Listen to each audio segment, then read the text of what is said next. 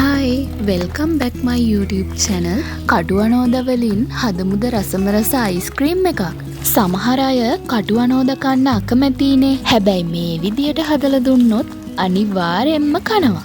මේ කටුවනෝදවල vitamin C බහුලව අන්තර්ගත වෙන නිසා ඔයාලගේ සම පැහැපත් කරගන්නත් උපකාරී. ඒ වගේම මුඛය ආශ්‍රිත රෝගවලට, දියවැඩියාවට, ඒ වගේම පිළිකා සෛල නසන්නත් කටුවනෝදවලට පුළුවන්. ඉතින් මෙච්චර ගුණ කෑමක් අපි අයි නොකා ඉන්නේ. එන්නකෝ අපි රසට කෑමක් මුලින්ම අපි කටුවනෝද ටිකේ ඇට ටික අයින් කරගෙන ඉමු.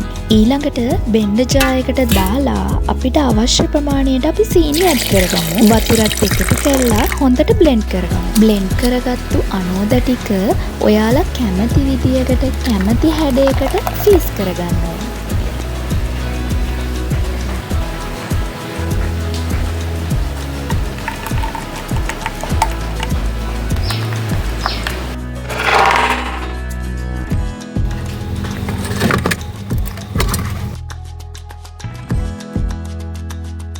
ඔන්න පැය දෙකක් ෆීස් වුණාට පස්සේ තමයි මේ අනෝද කන්න අකමැති ඔයාලට තමයි මේ රෙසිපි එක.